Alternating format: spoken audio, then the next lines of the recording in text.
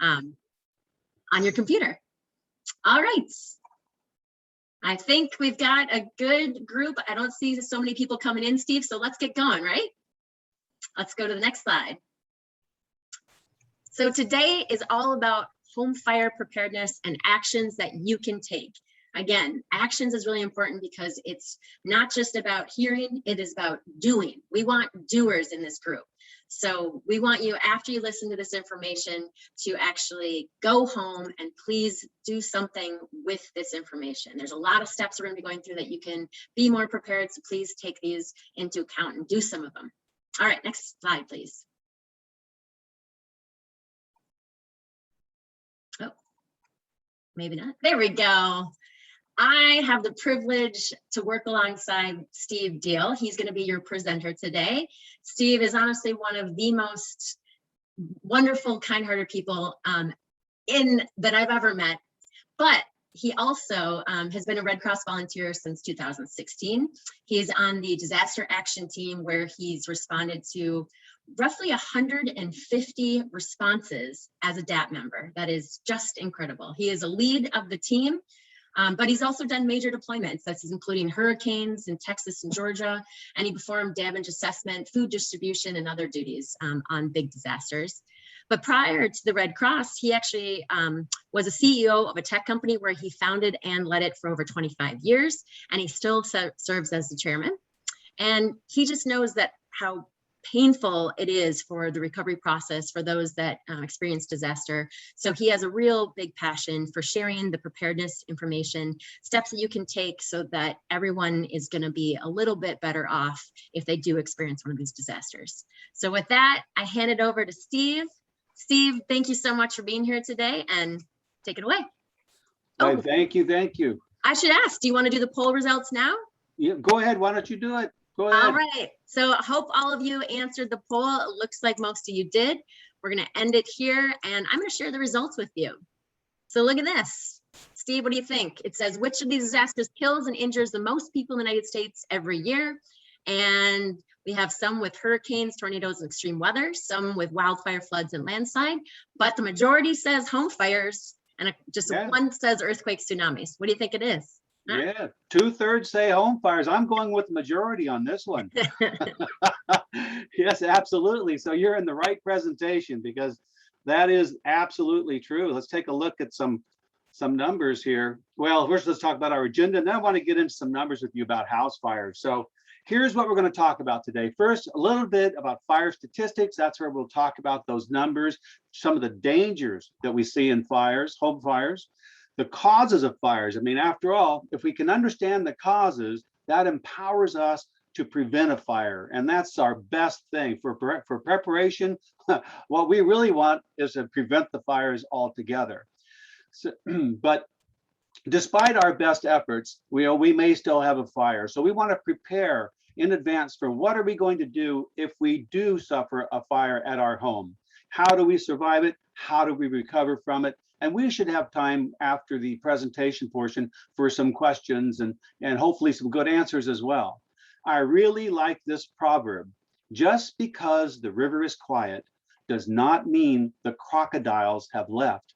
And you know, preparation is a lot like that. I mean, if you're anything like me, you've got things on your to-do list involving preparation that they come up sometimes and they go back down again. It's hard to get around to doing that because we're okay right now. You know, the disasters mañana. So, you know, it's something that's easy to put off, but those alligators are there, you know. So one of our goals in all of our preparedness presentations is to urge every participant to take just at least one action as a result of that, just at least one, hoping that you'll do more. Okay, so let's go ahead and take a look. House fires. Yep, they really are easily the biggest disaster we have in terms of lives lost, injuries, and so forth. Look at these numbers. A house fire in the United States every 90 seconds. I mean, that's incredible. 335,000 home fires every day on average. 7 people die in the United States in home fires, 36 injured. In fact, the statistics say that there's a 1 in 4 probability that sometime in your lifetime, you will need to call the fire department due to a home fire situation at your very own home. So we are all certainly at risk when it comes to having a fire. So let's talk a little bit about the dangers of a fire. So first of all, one of the very surprising things, and we're going to look at this a little more closely, is just how fast these fires are these days. You know, they trust me, they are way faster than what we think. You know, as Melissa mentioned, me and some of the other folks that are on here have gone to a number of home fires. We've talked to people who have survived these fires, and we hear over and over, I've heard it, I don't know how many times, people saying, I can't believe how fast it was. I mean, in no time at all, you know, this fire was just all over the place. And it's true. We're going to go into this in a little bit more detail, but fires are actually faster now than they used to be. That may sound weird, but we're going to talk about that. Fires are hot. I mean, I think we already kind of knew that fires are hot, but I mean really hot. You know, so very, very quickly, what's maybe 100 degrees at floor level is 600 degrees at eye level. It's hot enough to burn your skin very, very quickly and to scorch your lungs. So it's very, very hot, very, very fast. Now, dark doesn't sound right, does it? Because we think of fires being bright. But what happens is very quickly, there's a tremendous amount of smoke, often black smoke, you know, that's thrown off in these fires, and we can't see where we're going. I've talked to numerous people, you know, that had trouble finding their way in their own homes, you know, because of this smoke. And it's deadly. That smoke and those toxic gases, that kills more people than flames do. It can get to us very, very quickly. The smoke has got a lot of toxins in it, and we can get asphyxiation very, very quickly. So a lot of dangers, you know, from these house fires. So I mentioned fire is getting faster, and it really is. I think we have somebody in the waiting room. There we go. I won't look at the waiting room anymore, Melissa. So, yeah, so I mentioned before, it's faster than it used to be, and that is because of the materials that we use in constructing the furniture in our homes, and even some of the construction materials in our homes. A lot of those used to be natural fabrics like cotton and wool, and those don't burn so fast. You know, but synthetics, polyesters, and a number of other of these kinds of things, they burn very, very quickly and outgas a tremendous amount of toxic fumes. So what used to be, 40 years ago, we could reasonably say you got like 17 minutes to safely get out of your house. We don't recommend you hang around that long, you know, but really you do have some time. Now the recommendation, we're saying you probably have 2 to 3 minutes, you know, from the time you detect a fire, you know, you maybe have 2 or 3 minutes to get out of the house.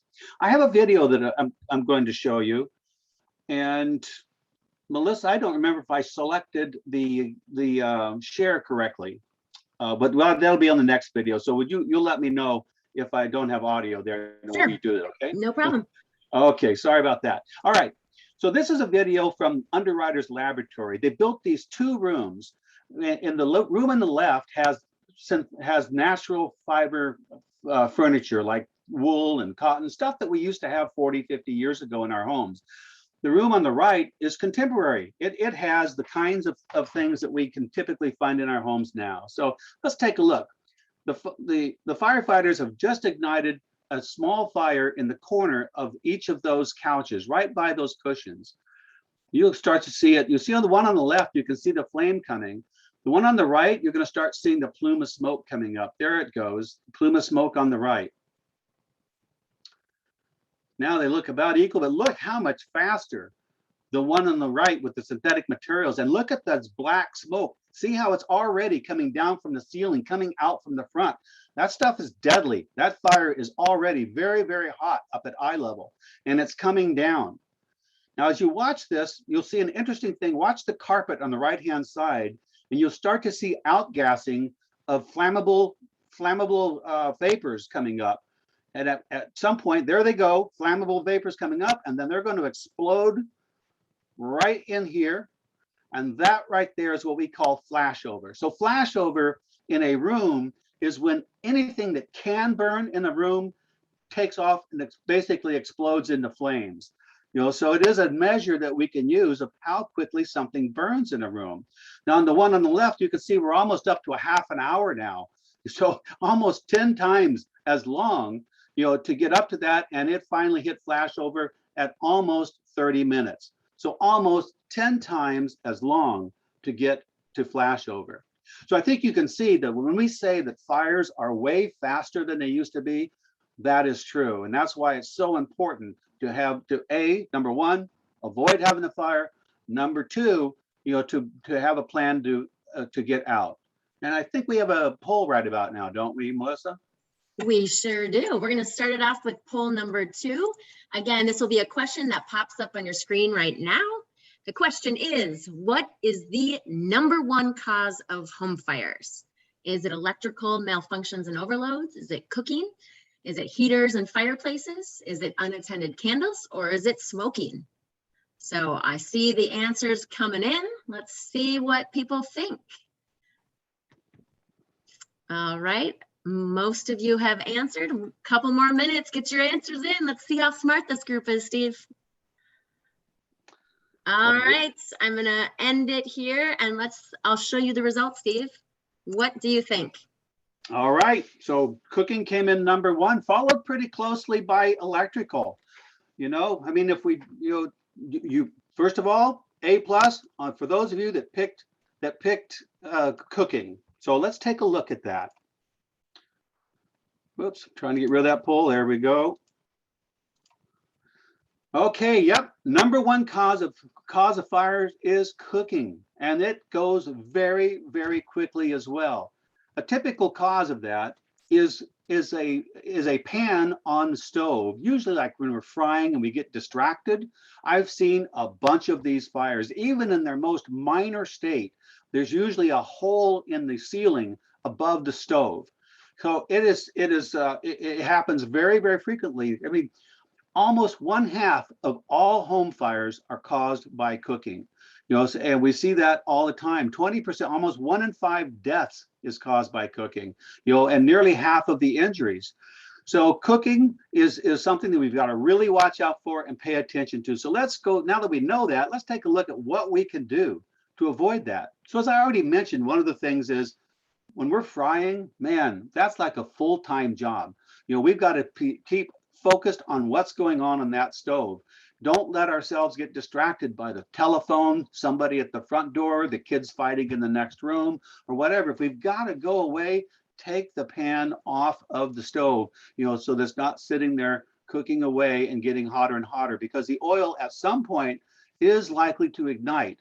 And once it gets going, it's a very difficult situation. We'll talk about what you might do. We want to make sure we keep flammable items away from the cooking area. I've been to a number of homes where there's been a lot of papers and other things stacked around in the kitchen close to the stove. It doesn't take much for those to get caught on fire, and off they go.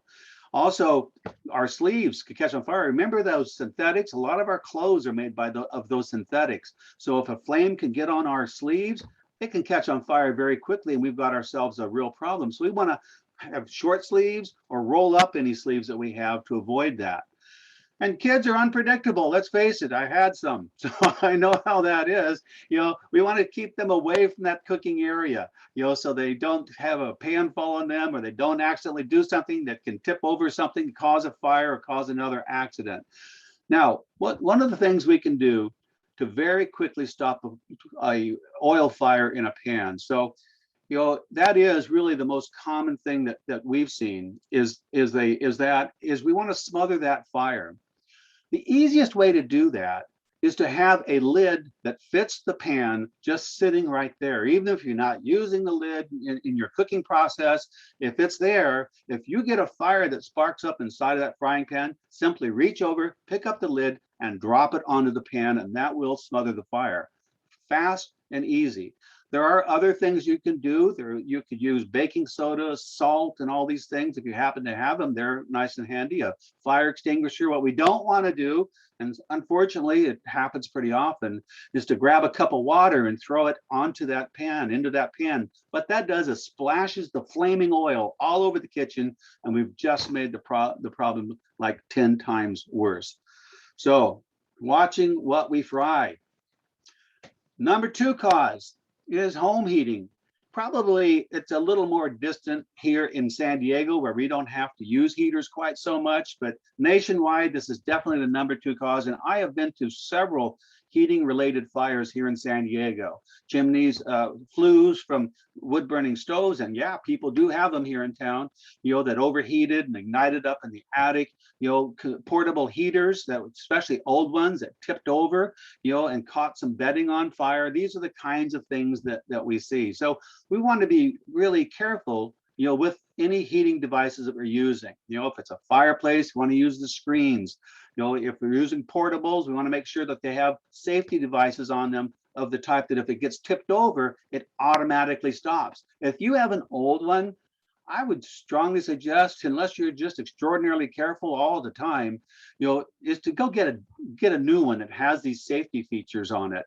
So number 2 is home heating, and that's 3/4 of fire dust involve these kinds of heating devices. Okay, next up, and this is actually the number 1 killer is smoking.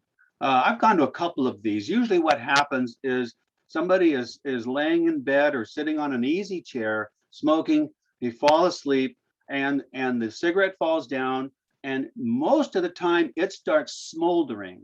It's not a flame type of fire right away. It starts smoldering, smoke starts coming into the air, and the person gets asphyxiated. So if somebody must smoke in the house, I mean, ideally we're not smoking at all, of course, or if we must smoke outside, but if it's gonna be inside, we just gotta really be super careful, not only for the safety of the smoker, but for everybody else in the house too. Look at that number down there, 21% of the home fire deaths, that's 1 in 4, more like 1 in 5, was not the smoker who caused the fire. In other words, it was somebody else in the house who died because of that smoking related fire. And candles, many people are surprised to see this. I've gone to 4 candle fires. There was one not too long ago, actually. They happen a few different ways, but the most common thing I've seen is that they're unattended.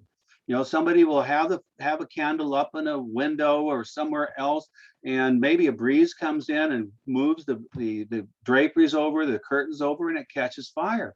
I went to 2 of them where the people had gone to the store and had a candle burning, and they got a phone call when they were away saying their house is burning up. So candles are beautiful, we love them and all that, but they can be dangerous. If we're going to use them, we need to really take some safety measures to make sure that they're a good distance away from combustibles so nothing can get on them. If we have a pet like a cat who might jump up and tip them over, because that is a common cause of them, maybe a burning candle is not a good idea for us. We can get those electronic ones. They actually look pretty good. I've got several of them. They're completely safe, and we don't have to worry about these kinds of things. So candles, a big cause of fires. And electrical. I believe that was our number 2 on our poll, was electrical. And although it's not number 2, it is quite common. I've seen several of these electrical fires, and sometimes it's because of things that we do, things like overloading extension cords. I went to one fire that was just like that lower right hand picture there, and it was a whole bunch of really big things plugged in, including a heater, and it overloaded and burned up. Sometimes extension cords are run under carpets where they're stepped on or get pinched by furniture. That sort of thing can do it. But sometimes, so these are fires we could avoid.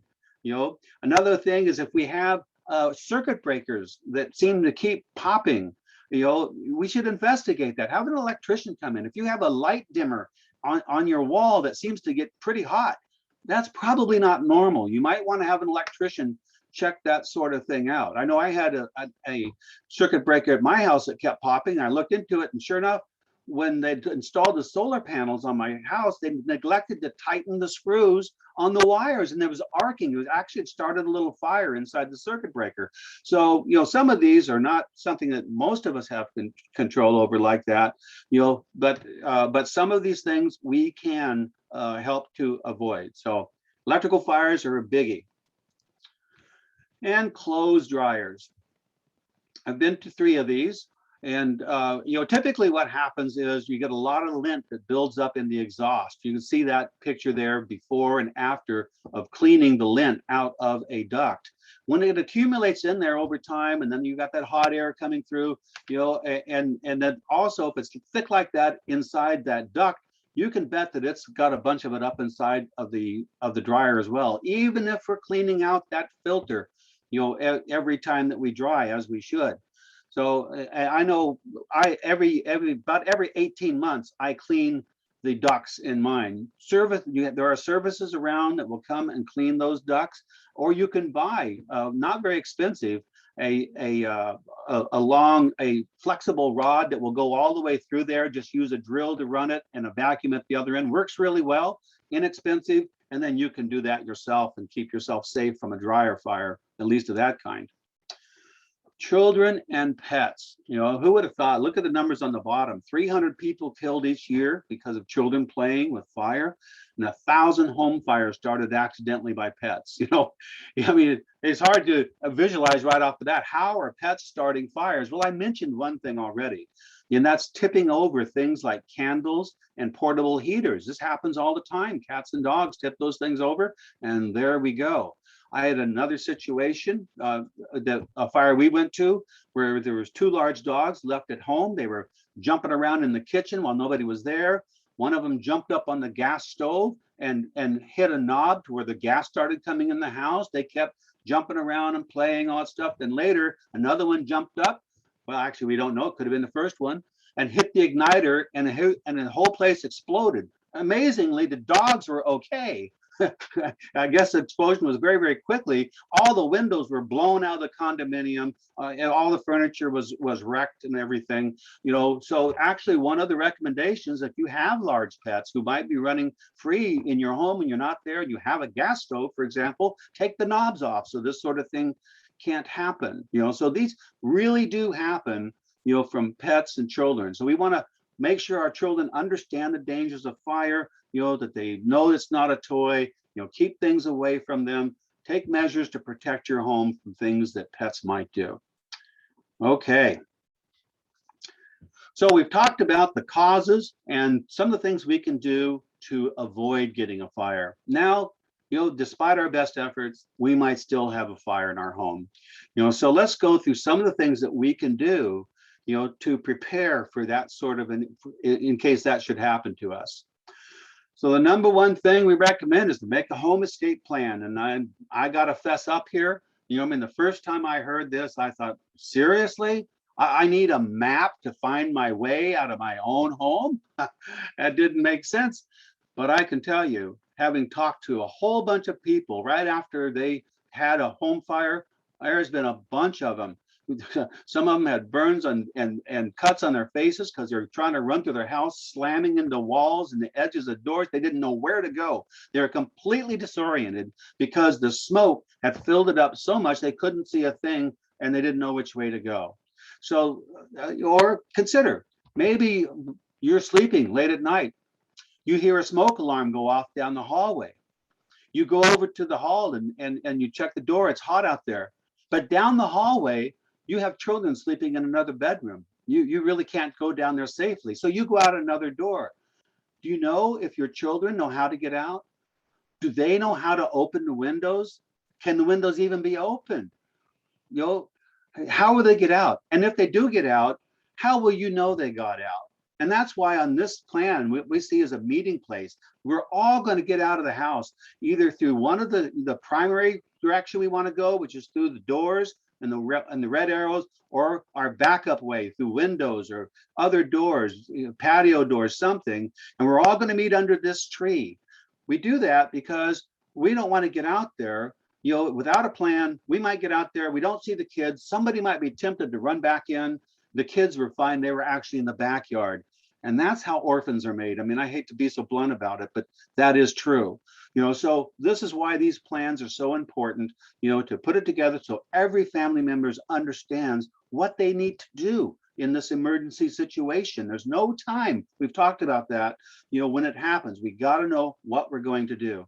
I've talked to families who practice their plan. They have the kids go and lay down, then they'll take and push the button and make the smoke alarm test signal go off, and they all run through their scenario and then have a big bowl of ice cream and celebrate. So it can be a great time. So make a home escape plan. And when we do that, we want to make sure that we're thinking about all the situations in our particular home. They're all different. Some homes have security bars. Will they open from the inside? If they don't, really, we need to take steps to make sure that that happens. We had people die here in San Diego not too long ago from this very thing. Okay, what about older adults? People are not mobile. What's our plan? What are we going to do when that happens? If we have a 2-story house, how are we going to get out? So for example, that ladder there, you can buy that on Amazon, at Lowe's, Home Depot, not too expensive. That something can be rolled out of a window, provide a method of escape. So some of the challenges might be difficult, but it's important that we do what we can in order to be prepared to have that escape. And smoke alarms. I mean, this is just so important. I mean, let's look at that stat down at the bottom. Homes that have a fire, that have a working smoke alarm installed, have half the deaths as homes that don't have working smoke alarms. I mean, it cuts our risk of death in half should we have a fire in our home if we have working smoke alarms. So important. So where do we want these alarms? Well, if we have multiple stories in our home, we want at least one on every level of the home. We want one in every sleeping area. So every bedroom or any other rooms that we're using for sleeping, and then one in the common areas, outside of those bedrooms. We want to test those alarms every month. I know that may seem like a lot, but it's important. They're very quick to test, and we'll know that they're working. We'll have peace of mind to know that they're working. If they have removable batteries, and nowadays most don't, if they have removable batteries, we want to replace them every year. A lot of people do that at daylight savings time, but whatever your plan is. But most smoke alarms these days have permanent batteries. The sensing element and the batteries are good for about 10 years, 8 to 10 years, and then the whole thing gets replaced. So more than likely, any that you would buy that are battery operated these days are going to be in that category. And we want to make sure everybody can actually hear smoke alarms. I'm going to talk about that a little bit more in a moment, but it turns out that the pitch of some of these smoke alarms, children actually don't hear it so well. So they'll sleep right through it. You could always test that, set one off at night and see, do your children hear it? Do they know? If not, you may want to take some measures to make it to where they can hear them.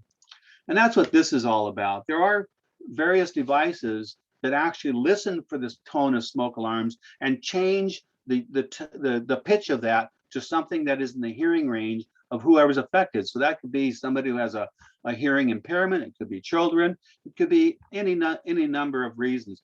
If somebody is deaf, for example, these devices can activate a bed shaker to wake somebody up. So these devices are available. You can see that website, lifetonesafety.com, is where you can go and see those things. And I'll mention quickly, there are 2 different detection types in smoke alarms. One is called ionization, and it is best for detecting a fast-moving flame.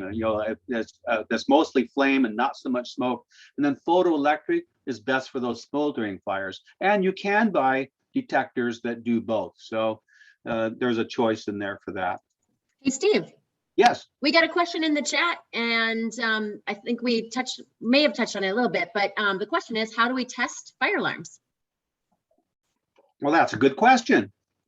So on the front of the alarm, there's at least one button. Some have 2 buttons, but at least one button, and it's going to be labeled test. And all we do is hold that in. Usually, I think it takes 2 or 3 seconds of holding it in, and that will set off the sound in the smoke alarm. It's as simple as that. If it's mounted up, say, on a ceiling or high on a wall, you can use a broomstick and carefully reach up there and push that button and test the alarm. So very quick to do, very easy to do. Okay. Carbon monoxide alarms. This isn't really about a home fire, but as long as we're talking about alarms, I just at least want to mention this.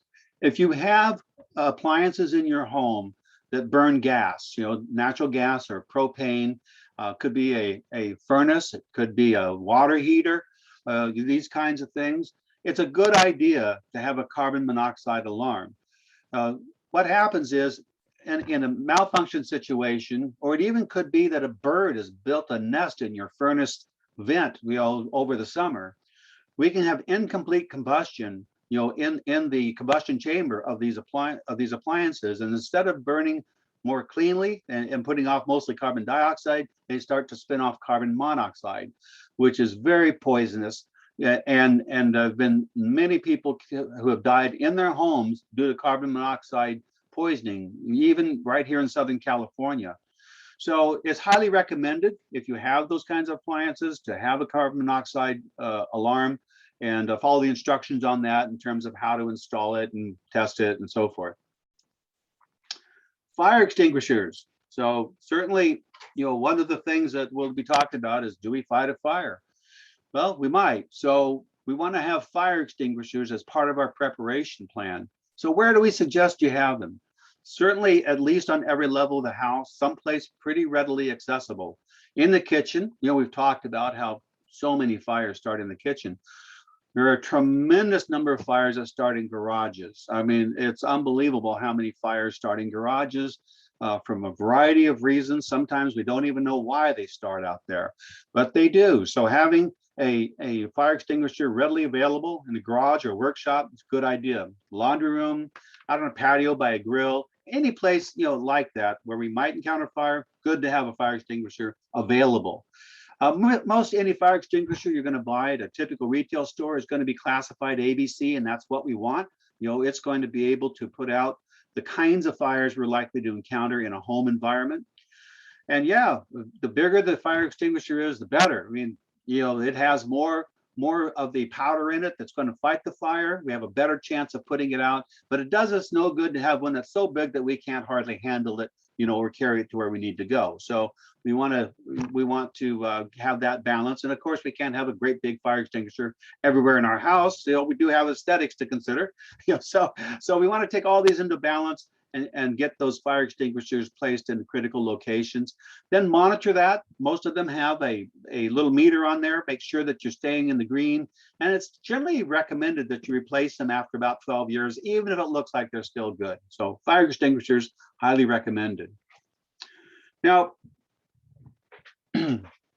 when we go out to these fires, if everybody's okay, there was no fatalities, no injuries, no serious injuries, and the pets are okay, almost every time, as people realize all that they've lost, the first thing that we start to hear about is, oh my gosh, all my documents are gone, my birth certificate, my driver's license, social security, everything's, how am I going to, I can't even go to the bank. I don't even have the phone numbers of anybody. My phone was burned up. Oh my gosh, all my family photos, they're gone. Some of those things, like some of those documents, it's a hassle. It's a big hassle to replace them, but they can be replaced. Photos, longtime family photos, they're gone forever. There may not be anybody else that has a copy. So we really emphasize the idea of thinking about your vital documents, your treasured family photos and so forth, to think about where you're going to put them so that they're going to be safe. Now, I live in a wildfire area myself. So I consider the standard for me is a total burn down situation. Nothing survives in the house. And I mentioned that because, one of the things that is recommended is a fire resistant safe. Other ones are things like a safe deposit box or putting things into an evacuation kit. Some of your critical documents, good idea. But fire resistant safe, the operative word there is resistant. Most of them are not fireproof unless you've really spent a ton of money. But what I do and what I suggest people consider is scanning your documents, your photos. If you don't have them in another physical location away from your home, that you scan them and put them up in the cloud. You can do that for free, on Google Drive, for example. You can subscribe to a backup service for your computer like Carbonite. And there's a whole bunch of other ones that every day are constantly pulling up the files and putting them in a distant server that you can access from any computer in the world, so long as you have the credentials to do so that you can actually go in and pull up your scanned driver's license, whatever else that you want to find, your family photos and so on. Now, another thing to consider is insurance. So it is heartbreaking on many of these fires, especially renters. I would say it must be probably 3/4 of the renters who are displaced. They've lost all their things or a bunch of their things, and they have no insurance. They don't. They just don't have a path. It's going to be hard for them. It's really hard. And I've even had 3 homeowners who I was shocked the first time I ran into this, had no insurance. Their entire house is destroyed and they had no insurance. Their life are going to be completely changed, permanently. So it's hard to imagine for some of us, how could you not have homeowners insurance? And the answer to that is actually a couple of things that I've seen. One, was a young woman with a single mom with a young daughter who had inherited the home from her grandfather. She never had a mortgage. She didn't even know about home insurance, so she never bought it. And now her home and everything in it was gone, and there was no way that she would be able to rebuild that. We had another one. This was actually at a hurricane. Big tree fell on a home. I'm talking to the owners, elderly couple. I said, hey, have you reached out to your insurance adjuster? And he said, well, not yet. We're going to be calling them up here pretty soon. And one of their adult children called me to the side and he said, they don't have any insurance. They thought they did, but their memories are not what they used to be, and they forgot to pay the premium. I tell that story. Maybe there's somebody in your life who could be at risk this way. Okay, so we need to look out for each other and other people in our family. This is a terrible thing to have happen, just forgetting to pay a premium and the house is gone. Okay, so getting insurance, making sure it's adequate. I wouldn't count on the insurance company to have the coverage up where it needs to be. Do your own investigation on what your rebuild cost would be. Make sure that you've got adequate insurance. Hey, Steve. Yes. I'm a little behind, but back on to when you were talking about fire extinguisher, we got a question that came in the chat. The question is, if you have never tested or tried a fire extinguisher, how would you know if it works? And then if we do try it, is the extinguisher usable again? Okay. And we're going to go into some more details about using a fire extinguisher a little bit later on. So we're not going to test it. So if it's not older than, say, 12 years, and if the meter is looking in the green, we can have reasonable assurance that that fire extinguisher is going to work. Okay, so testing it kind of right off the bat takes the needle out of the green, and we don't know what we have anymore. So I wouldn't recommend testing it. What was the second part of that question, Melissa? Second part is, if we do try it, is the extinguisher usable again? Oh, okay, yeah. So so we couldn't be sure about that. If there's still stuff in there, the answer is yes, but not recommended to test it in any event. Okay. Okay, I think we're ready for another poll. Yeah. Absolutely. Let's do it. This is the third question to all of you. In the event of a fire, is it safer to sleep with the bedroom door open or closed? So the answers are pretty simple. It's either open, closed, or it doesn't make a difference. So what do you all think? Let's see how smart this group is again. So far, so good. They're pretty smart. Oh yeah, absolutely. All right, we've got several answers in. A couple more seconds. People are still answering. All right, I'm going to end the poll right here, and I'm going to share the results with all of you. What do you think, Steve? Yeah, there we go. 60% said closed, and yeah, that's exactly right. I have a video here now, Melissa. This is the part where stop me real quick if there's not any audio in this video that we're going to show. This is a video from Underwriters Lab, okay, that I'm going to be showing here. But you'll see that most people will say that it's closed, just like you did. 60% said safe or closed, and yet only about a third, less than a third of people actually do sleep with the door closed. So intuitively seem to know that. Many people do.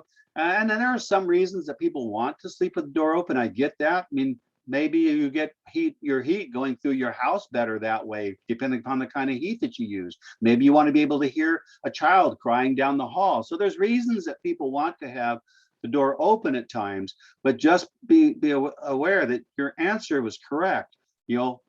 It's safer to have it closed. So I'm going to go over to this video next, and hopefully the sound works, because I had a feeling I forgot to do those clicks. My job is to lead a Yep, team, we can hear audio. study how fire grows and spreads so we can keep you safe. Here at the Delaware County Emergency Services Training Center, we essentially turn this place into a laboratory. We've got several structures around here that we build to simulate where you live. And one of those structures is right here behind me. What I want you to do is I want to take you inside here, and I want you to see how this looks like your home.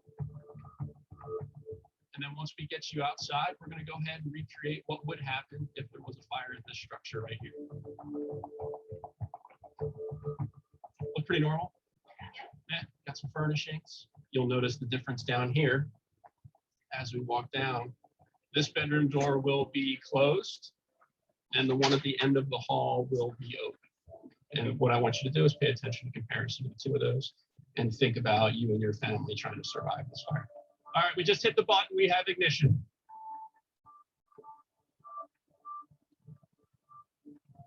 Oh boy, there she goes. Oh man, that is scary. It's scary, right? But we have smoke coming out of the ground. What a lot of people don't realize is that the furnishings that are in our homes today are made of synthetic materials. So they burn so much faster than your old natural cotton-filled furnishings used to be. The statistics that we've seen through our research is in about 40 years ago, you had about 17 minutes to get out of your house after the smoke alarm sounded. Now you have less than 3 minutes. Yeah, see, this is the things that we were.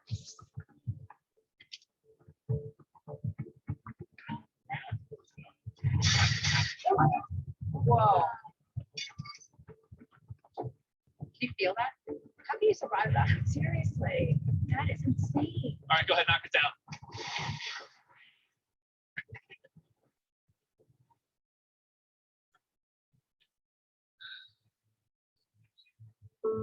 All right, as you remember, closed door on the left, open door on the right. You can see the dramatic difference between the two with the simple closed door.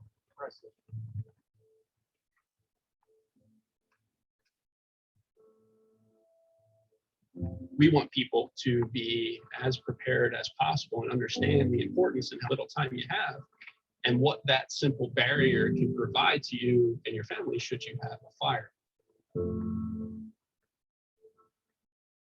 I want you guys to throw some hard hats on and some safety glasses and at least poke your heads in the windows, or you can even walk in the hallway if you want. Give me a word or phrase to describe what you just saw. Anxiety. Frightening. Terrifying. I really didn't expect anything like this.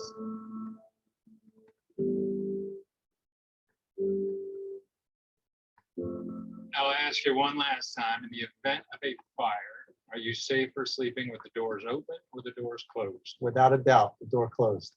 Definitely with the doors closed. And from now on, the doors will be shut at night. Definitely closed. Closed. Definitely closed. And I'm surprised by it. It's always great to be able to get the message out. We can take our research and get it out into the community to change behavior with the message of close before you doze. It feels great, and hopefully we can save lives. If there was one bit of advice that you could give friends or family today, what would it be? Close before you doze. Close before you doze. Close before you doze. Close before you doze. Close before you doze. The key. All right, there you have it. Close before you doze, and I think you can see that that's pretty dramatic. And I know there can be people resistant to having those doors closed. So if you'd like to share that video with other members of your family, if you go to YouTube and just do a search on "close before you doze," you'll be able to show that video to other people in your family, who can then see why it's so important to do that, even though sometimes we don't want to so much. Okay. Something came in the chat, Steve, and it's more of a comment that it could be difficult to close the door because then you wouldn't be able to hear your family members as well. Yes, that's right. So what would you say to that? Well, if by hearing your family members, and I mentioned, some people may want to have the door open in order to hear children down the hall, or from another room or something. Maybe somebody's got a cold and they want to hear if they're coughing. There could be a lot of reasons, why we may want to do that, and we get that. So if there is some, say, medical reason or children or something, you might want to consider a baby monitor or something like that.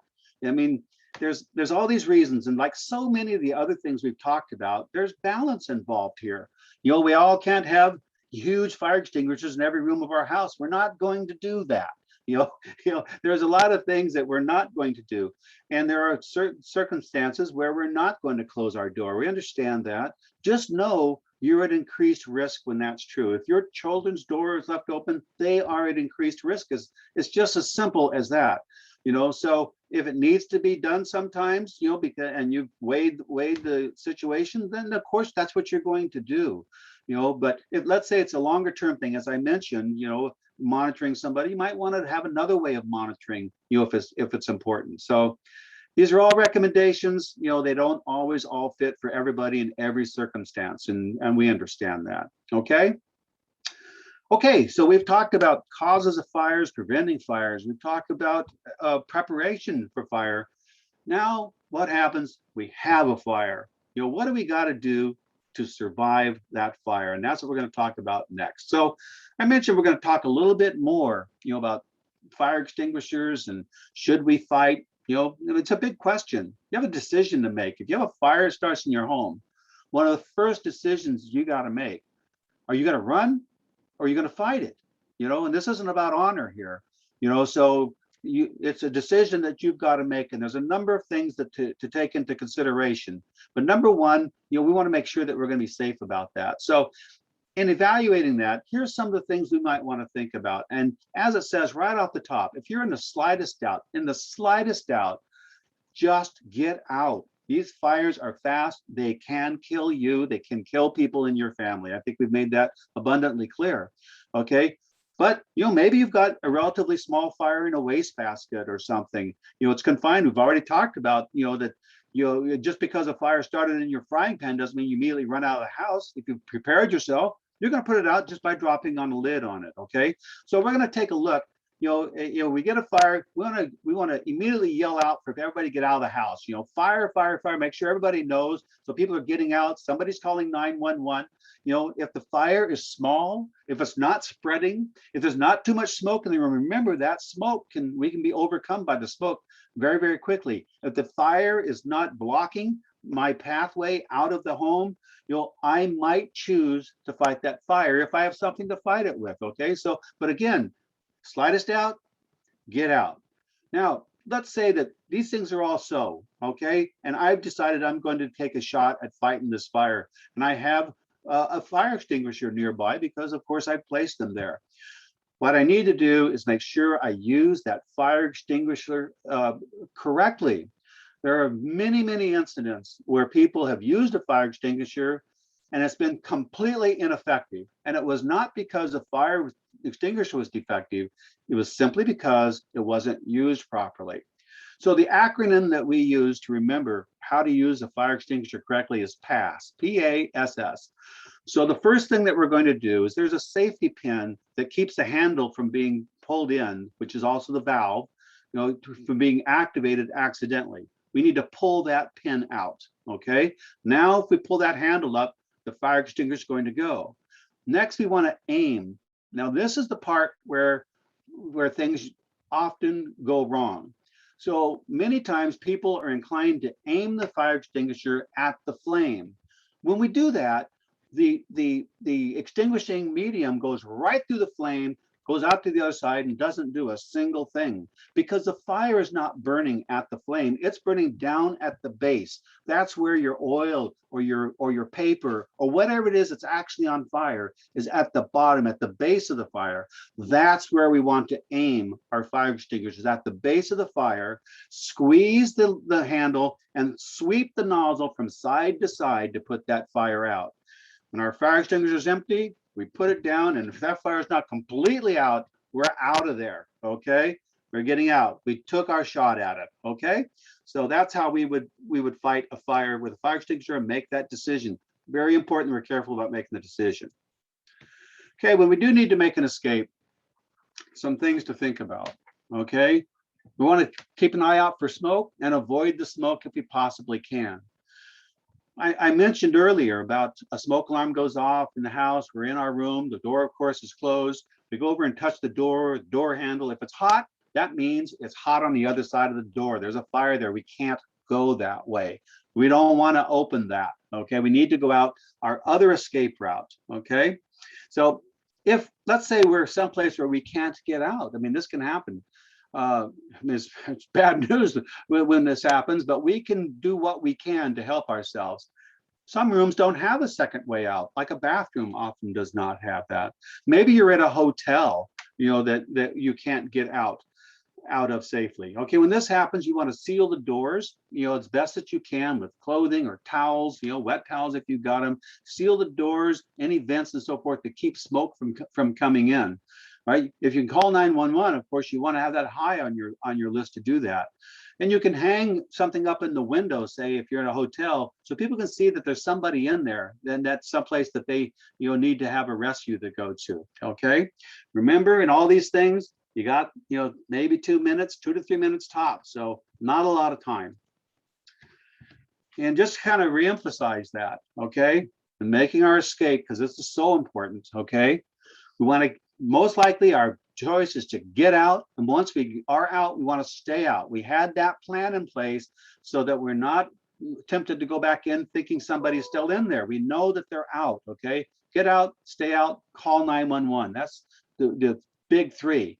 We want to yell fire, fire as loud as we can as soon as we know something's going on to get everybody's attention so that they can take action. We need to get down low and crawl as quickly as we can down below the heat, down below the smoke, to get out, get to our meeting place and stay there. I know I'm a little redundant, but this is something that definitely we want to remember. And if our clothes catch on fire, we need to stop what we're doing, drop to the ground, cover our face and roll around. The temptation is often to run. All that does is fan the flames by the air going by us and makes things just way, way worse. If you've got some burn skin, get some cool water on it for 3 to 5 minutes, dry it with a clean cloth and get some medical attention. Okay.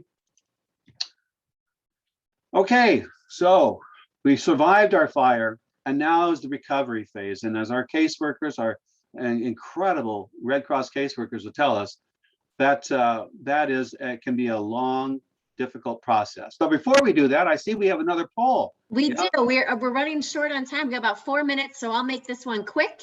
It says the question is, how often should every home smoke alarm be tested? He went over it a little bit earlier. Let's see how good your memory is. Is it every week? Is it every month when daylight saving time changes, or is it every year? Let's see what you all think. See who is listening there, huh? And I still see the questions coming in, or the answers coming in. All right, they're still coming in. I'll end it here. And Steve, what do you think? Yeah, most folks definitely picked right up on that, and that's good. Once a month, that's exactly right. Okay, we are almost done here, so we're going to wrap it up here in just a couple, few slides here, and we will be done. So after the fire action items, I'm not going to go into a lot of detail on that, but the important things are, one thing is to contact the Red Cross. Even if you don't need what we call immediate assistance, which is a small amount of money to help you get food, lodging, and clothing if you need it. The caseworkers have worked with many, many people recovering from fire. They're familiar with all kinds of things that come up, other agencies that can help. They can help you recover from that fire. Your insurance agent is absolutely, as soon as possible, you want to get your insurance adjuster involved. They'll help you get a board up company, in order to seal up the house and secure it, so that you can go to a hotel. They'll get your restoration company referral to start working on it if that's appropriate, or whatever is appropriate. They're going to help you with that. You want to notify your landlord and mortgage company. And you want to avoid going back into the house. Everybody's anxious to go in and see what they can salvage and recover, but wait until the fire department definitely tells you it's safe to do that. And when you do, it's really important to have protection for your breathing. And that is not N95, which everybody's familiar with these days because of the pandemic. What we want to use for this is what's called a P100, which you can buy at any Home Depot, Lowe's, Harbor Freight, those kinds of places. They only run about $35. They have charcoal canisters on it that help filter out the volatile organic compounds that can be very, very harmful to you. And it really is bad news stuff. And be sure that you're saving any receipts for any expenses, hotels, meals, whatever, because you'll be able to apply that towards your insurance deductible. Okay. And we're going to be posting, Melissa's going to be posting several things to the chat. One of them is a resource list that has all of these on it and more. So I'm not going to spend time going over these. You'll have that available to you. And in the interest of wrapping, I'm going to turn it over to Melissa right now because she loves to talk about this part and the last two slides. Thanks, Steve. So some of you that are volunteers with us may know that we do the smoke alarm program, but for those that are new to it, the Red Cross offers free smoke alarm installations. We will come to your home with alarms, 10-year lithium-ion battery alarms, and we will install for free. So we just got the okay to start up again. So we're gonna chug through a long list of people that we have, but I encourage all of you, if you don't already have smoke alarms and you need some, feel free to sign up online at www.soundthealarm.org/SoCal. That comes to the Southern California region. And again, we cover Riverside, San Bernardino, Orange, San Diego, and Imperial counties. So we can go install in any of those counties. And again, we've already had 1,000 lives saved through this program. That is huge, over 1,000. So it's really great. And not only that, what we do is do a escape plan for your loved ones. Make sure that you know how to get out at least 2 ways out of every bedroom. All right, next slide, please. And I know that some of you may be volunteers, but for those that aren't, we have a lot of volunteer opportunities, and I just wanted to make some of them aware from you. We do a lot of things. We have a lot of amazing people behind the scenes doing everything from finance to physical on-the-ground activities. So these on the screen are just a couple examples of how you can help. And I will say, I joined as a volunteer, and it was more, you saw on the TV all the disasters happening, and it really, I felt empowered because I knew I didn't want to sit on my hands and do nothing. It made me feel really good to actually do something for my community to help out during those big disasters.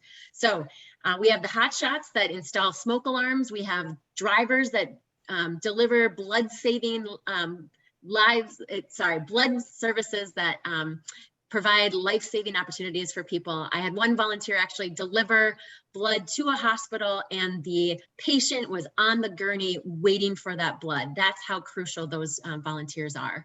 Again, we have local disaster responses, and then we also do the service to armed forces. They serve our military members, both retired and active, as well as their families. So if you have any interest in a whole lot of ways to help your community, please consider joining the Red Cross. On the next slide, I want to mention how you get, how you can join. You can go to redcross.org/volunteer. That way you can fill out an application. Otherwise, we have the information for our senior recruiter, Kaylee Hernsberger. She's amazing and can answer any questions that you may have for volunteering. Again, there's a lot of opportunities, so we hope you join us. It is very rewarding. I absolutely fell in love with the Red Cross, and I think most of our volunteers do. Next slide, please. All right, now this is where it's open to some questions. I know we're running a little bit late, but if anyone has any more questions, feel free to either write them in the chat. You can also put your reaction up. You can raise your hands.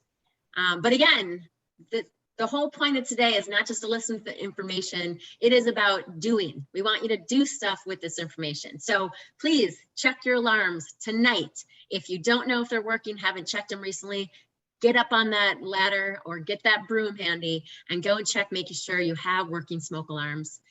If you haven't already, make sure you create and both practice that home fire escape plan. It is crucial. I will say, especially if you have older adults or children in the home, it is really, really important that you make sure to have a plan and you know you've actually practiced it. And finally, complete the Red Cross Fire Safety and Prevention Checklist. So I did post earlier in the chat and I'll post it again. We have a really great resource for everyone to go through and how to prevent home fires. So again, Steve mentioned about the resources. So I'm going to put it in a chat here. So those are useful resources. You can actually download it from the chat. I also want to put our preparedness book. This is really meant to be a booklet that you fill out to make sure your plan for any type of disaster is complete, as well as listing all, there's a checklist for your emergency kit, and also you can even draw your escape plan in there. So please take a look at that. I have them in hard copies if you're interested. And a reminder about close before you doze. That is really important to make sure. I had no idea until actually Steve brought it to my attention. So I had no idea how crucial it was to close that door. So please take it seriously and make sure that you are closing the door when it makes sense, which it always should, unless you have, you know, extenuating circumstances. But please take a look at those resources. And if you are interested in Go kits, I'm going to put a Go kit example of how to put your preparedness kit together. All right. There's a lot of praise for you, Steve. Great job, Steve. Thank you, Melissa. Yeah, I don't see any questions at this time. So Steve, I just want to say really thank you so much for doing this presentation. You put a lot of passion and work into it. So please know that it is so appreciated that you do these things for us. Well, big thanks to everybody attending, and the big payoff is everybody takes some steps. That's what we're all about, Absolutely. So thank you for attending, and Yeah. we very much enjoyed spending some time here with you. Thank you. And I should mention, we got a request for copies of the slides. And what I'd recommend is everyone that wants a copy to please send me an email. I'm going to put it in the chat right here. So it's just melissa.altman@redcross.org. So please, if you want a copy, please email me and I will send them to you as soon as I can. All right. I don't see any other questions. All right. With that, thank you so much for being here, everyone. I hope you take some steps and please stay safe. Okay, good night. All right, good night, everyone. Bye.